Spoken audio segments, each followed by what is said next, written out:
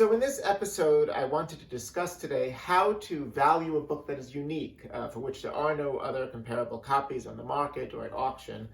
Specifically, this book is a 17th century English manuscript on alchemy, specifically on the Philosopher's Stone. The Philosopher's Stone was the great goal, the magnum opus of every alchemist of the medieval and Renaissance period. It was the famous elixir of life, gave longevity, and most famously, it had the power to transmute or to change base metals into gold. So you can imagine everybody wanted that lotto ticket in the period. This particular manuscript is called Magnolia Dye, or a treatise on the Philosopher's Stone. It says by R.S., and they put that person as Raymond Sully. There is no Raymond Sully, it's a misattribution. The person that they almost certainly meant was the famous 13th century alchemist Raymond Lull.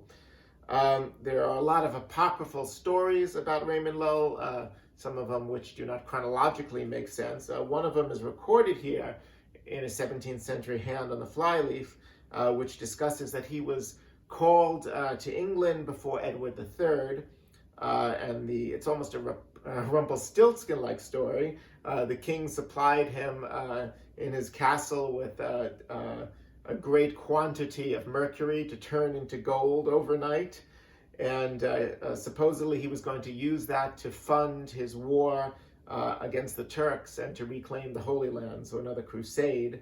When Raymond Lull learned that the king was not going to keep his word, but instead going to use the monies to fund his war and ambitions against France, and he famously was involved in the 100 Years' War, Lull refused to be part of that. He closed his furnaces, and subsequently he was imprisoned in the Tower.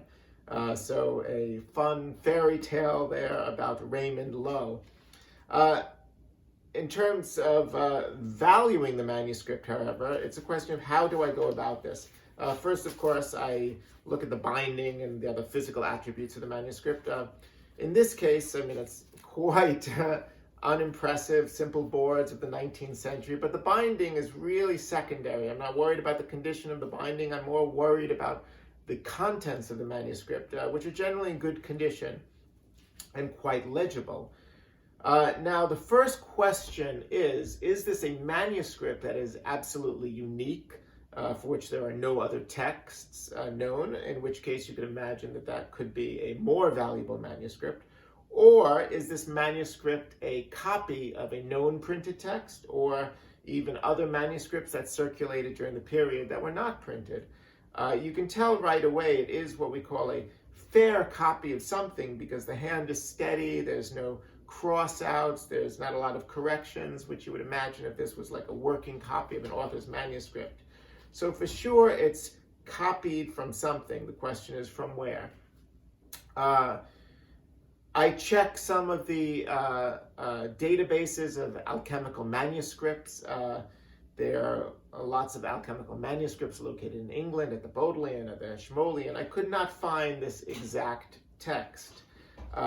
Additionally, there is a famous work published in 1652 by a man named Elias Ashmole, which is called the Theatrum Chemicum Britannicum, and that was a very important compendium of all of the known alchemical texts of the period and printed for the first time all together. And I searched through that and I could not find this text. So that is optimistic and interesting. I looked basically as well for any indication whatsoever of who the author could be in the manuscript. There are some little interesting clues here. For instance, whoever was copying it doesn't seem like an ordinary scribe. He seems like somebody who knew what he was copying, because he puts at the opening here, the first and second chapters are of no consequence, and he actually starts the manuscript on chapter 3. So that's a very unusual case to see a manuscript that begins on chapter 3, and it's also a little bit of editorial discretion. So it shows me that it's somebody who knows the field, who knows what he's copying, rather than just sending out a scribe to copy a known text. There are some other interesting notes which clearly show that he knows the history of Raymond Lull.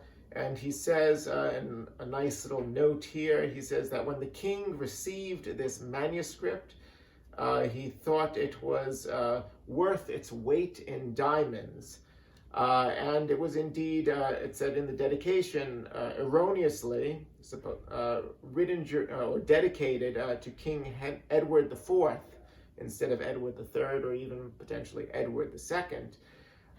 So it's a question of, was this RS really correctly attributed? Was it Raymond Lull? And there's some questions to be answered. A lot of that can take a tremendous amount of research to really discover. You might be curious as to whose hand this actually is. There are probably a couple dozen well-known alchemists working in England of the period, and I could go about checking all of their manuscripts. Some of the script at the time is secretarial and very difficult to attribute to one particular person, and I was unsuccessful in that. So in terms of valuing this, I have to look for some sort of comparables. I looked through the auction records, but they're very infrequent. Manuscripts on alchemy in England during the 17th century simply are not common in commerce or at auctions, so there's not a lot of data points there. I did find one manuscript of Thomas Norton's Ordinal that had sold, I think, for about $1,600 or $1,700 at auction.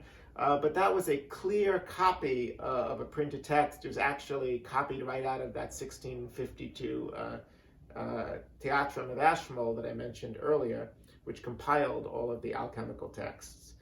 So I could not find a direct comparable for a 17th century English alchemy manuscript at auction that I could use. Now, of course, booksellers are not here to collect. We're here to buy books, to describe them to the best of our abilities, and to sell them. So we have to put a price on something.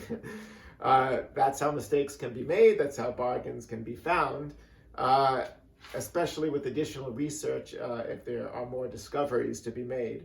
But given the rarity of a text like this in commerce, as well as the desirability of a subject like this in general for collectors, people really like alchemy, and the fact that I have the secrets here to turn lead into gold in my hands, I would place a retail price on this manuscript of $6,000, which I think is a fair retail value for it.